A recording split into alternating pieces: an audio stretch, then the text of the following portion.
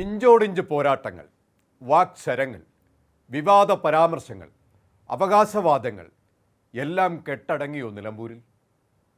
ഏതാണ്ട് ഒരു മാസക്കാലമായി നിലമ്പൂരിലും കേരള രാഷ്ട്രീയത്തിലും വീശിയടിച്ച തിരഞ്ഞെടുപ്പ് കോലാഹലങ്ങൾക്ക് താൽക്കാലിക വിരാമമായി. ഇനി മണിക്കൂറുകൾ മാത്രം അവകാശവാദങ്ങളുടെ യഥാർത്ഥ ചിത്രം തെളിയും. അനവസരത്തിൽ നടന്ന ഒരു ഉപതെരഞ്ഞെടുപ്പായിരുന്നു എന്ന് അഭിപ്രായം വന്നുവെങ്കിലും ഇന്നലെ പൂർത്തിയായ വോട്ടെടുപ്പിൽ പ്രതീക്ഷകൾക്ക് വിപരീതമായി കനത്ത മഴയിലും പോളിംഗ് ശതമാനം വർദ്ധിച്ചു എന്നതാണ് കാണുന്നത്. ഇത് UDFന് അനുകൂലമാകുന്ന സാഹചര്യം സൃഷ്ടിക്കുമെന്ന കണക്കുകൂട്ടലുമുണ്ട്. 2021 നടന്ന തിരഞ്ഞെടുപ്പിൽ 76.60% തൊട്ട് താഴെ 74.35% പോളിംഗ് ആണ് ഇന്നലെ നിലമ്പൂരിൽ നടന്നത്. ഇത് 2016 78.83% എങ്കിലും UDF ക്യാമ്പിൽ കണക്കുകൂട്ടലുകളുടെ വിലയിരുത്തൽ നടത്തുമ്പോൾ ആര്യാടൻ ഷൗക്കത്തിലൂടെ മണ്ഡലം UDF തിരിച്ചു പിടിച്ചു എന്നതും അവർക്ക് ഉറപ്പായി കഴിഞ്ഞു. എന്നിരിക്കലും ഇനി 23-ന് തെരഞ്ഞെടുപ്പ് ഫലം പുറത്തു വന്നാൽ മാത്രമേ യഥാർത്ഥ ചിത്രം തെളിയുകയുള്ളൂ. പഴംപുരാണങ്ങളുടെ തഴമ്പിൽ വിജിഗീഷുക്കളായി മുന്നണികൾ കളം നിറയുമ്പോൾ നിലമ്പൂരിൽ നടന്ന ജനാധിപത്യ പോരാട്ടങ്ങൾ കേരള രാഷ്ട്രീയത്തിൻ്റെ ഭാവിയെ കൂടി ചൂണ്ടിക്കാട്ടുന്ന ഫലമായിരിക്കും പുറത്തു വരിക. LDF ഭരണം കൊണ്ട് അലങ്കോലമായ കേരളത്തിൽ ഇപ്പോഴത്തെ അവസ്ഥയിൽ UDFന് കേരളത്തിൽ എന്ത് ചെയ്യാൻ കഴിയുമെന്ന വിലയിരുത്തൽ കൂടി നടത്തേണ്ടതുണ്ട്.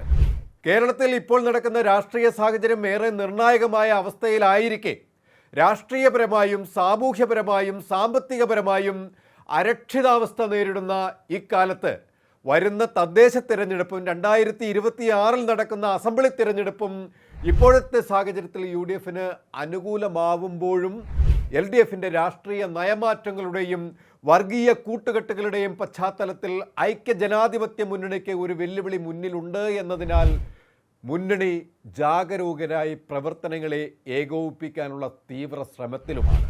കുറച്ചു കാലങ്ങളായി കേരളത്തിൽ BJP വർഗീയ ധ്രുവീകരണത്തിലൂടെ തങ്ങളുടെ വോട്ട് നില വർദ്ധിപ്പിച്ചു എന്നതും ആശങ്കാജനകം തന്നെയാണ്. UDFനെ ഇല്ലാതാക്കുക എന്ന് ലക്ഷ്യം വെച്ചുകൊണ്ട് ഏത് രീതിയിലുള്ള രാഷ്ട്രീയ കുതിരക്കച്ചവടത്തിനും CPM മുതിരുമെന്നതും നിലമ്പൂരിൽ ഉപതെരഞ്ഞെടുപ്പ് പ്രചരണ വേളയിൽ തെളിഞ്ഞിട്ടുള്ളതാണ്.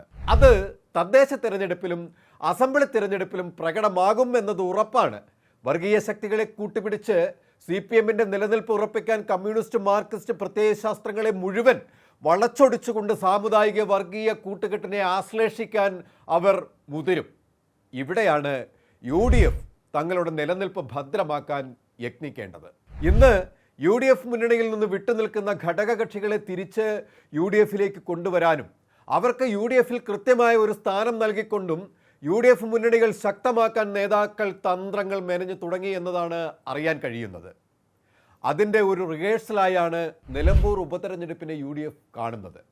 ഇവിടെ ചരിത്ര ഭൂരിപക്ഷത്തിലേക്ക് കുതിക്കുന്ന UDFന്റെ വിജയം ഇനി കേരളത്തിലും അലയടിക്കും എന്നതാണ് UDF ക്യാമ്പിൻ്റെ കോൺഫിഡൻറ്റ്. നിലമ്പൂരിൽ പ്രതീക്ഷയല്ല, ഉറപ്പെന്നാണ് നേതാക്കൾ പറയുന്നത്. ഒരു വല്ലാത്ത ഭരണ സാഹചര്യത്തിലൂടെയാണ് കേരളം ഇപ്പോൾ കടന്നു പോകുന്നത്. ഭരണ നേട്ടങ്ങളുടെ മേനി നടിച്ച് സോഷ്യൽ മീഡിയയിലും സർക്കാർ പ്രൊപ്പഗാൻഡയിലും CPM LDF ഊറ്റം കൊള്ളുമ്പോഴും ജനത്തിനുമേൽ നിബന്ധിക്കുന്ന നുകം വലിച്ച് ജനം ജീവിക്കാൻ ഇഴയുന്ന കാഴ്ചയാണ് കാണുന്നത്. LDF CPM പാർട്ടിക്കൊപ്പം നിൽക്കുന്ന ആശ്രിതരുടെ ജീവിതം മാത്രം മെച്ചപ്പെടുത്താനും സർക്കാർ ഒഴിവുകളിൽ തങ്ങളുടെ പക്ഷം നിൽക്കുന്നവരെ തിരികെ കയറ്റി സ്വജനപക്ഷപാതപരമായി ജനത്തെ വേർതിരിക്കുന്ന ഏറ്റവും ഹീനമായ കാഴ്ചയുമാണ് ഇവിടെ കാണാൻ കഴിയുന്നത്. അഴിമതിയും ധൂർത്തും വിലക്കയറ്റവും കൊണ്ട് ജനത്തെ വറുതിയിലാക്കുന്ന സാഹചര്യം സൃഷ്ടിച്ച് ഭരണം നടത്തുന്ന ഒരു സർക്കാരിനെതിരെ ഉയരുന്ന ജനരോഷം അതിൻ്റെ ഏറ്റവും ഉയർന്ന തലത്തിലേക്ക് എത്തിക്കഴിഞ്ഞു. ഈ സാഹചര്യത്തെ ഉയർത്തിക്കാട്ടി UDF രംഗത്തിറങ്ങുമ്പോൾ സംഭവിക്കുന്നത് കേരളത്തിലെ രാഷ്ട്രീയ മണ്ഡലത്തിൽ UDFന്റെ മുന്നേറ്റമാണ്. ആ കൊടുങ്കാറ്റിൽ കടപുഴകുന്നത് LDF പ്രൊപ്പഗാൻഡയാണ് താനും. UDFന് ഒരുപാടൊന്നും മെനക്കെടേണ്ടി വരാതെ തന്നെ അടുത്ത കേരളത്തിൽ നടക്കുന്ന തിരഞ്ഞെടുപ്പുകളിൽ സാഹചര്യങ്ങളെ കൈകാര്യം ചെയ്യാൻ UDFന് കഴിയും എന്നതും UDFന്റെ വഴികൾ വിശാലമാക്കുന്നതാണ്. മൂന്നാം ഭരണം എന്നത് LDF കൊട്ടിഘോഷിക്കുന്നുവെങ്കിലും അവർക്ക് വളരെ വ്യക്തമായി അറിയാം തങ്ങളുടെ നില പരുങ്ങലിൽ ആണ് എന്നത്. എത്ര കണ്ട് ഊതിപ്പെരുപ്പിച്ചാലും കൈവിട്ടു പോയ നിയന്ത്രണമില്ലാത്ത ഭരണ സാഹചര്യങ്ങളിൽ ജനം വിധി എഴുതുക തന്നെ ചെയ്യും എന്നത് തീർച്ചയാണ്.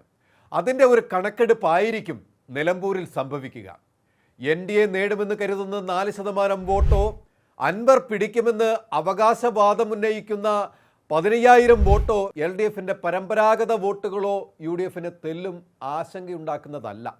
അവരുടെ നേട്ടങ്ങളുടെ കണക്കുകളൊക്കെ ജലരേഖയായി മാറുമെന്നത് മാത്രമല്ല, വെറും മലർപ്പൊടിക്കാരൻ്റെ സ്വപ്നം മാത്രമായി അത് തകർന്ന് തരിപ്പണമാകും.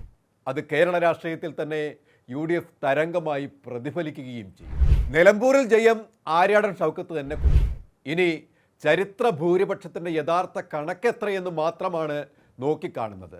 തിങ്കളാഴ്ച വരെ നമുക്കതിനായി കാത്തിരിക്കാം. കൂടുതൽ വാർത്തകൾക്കും വിശേഷങ്ങൾക്കും ഞങ്ങളുടെ channel like, share and subscribe ചെയ്യുക. കൂടാതെ സബ്സ്ക്രൈബ് ബട്ടണിലെ ബെല്ലൈക്കൺ എനേബിൾ ചെയ്യാൻ മറക്കരുത്.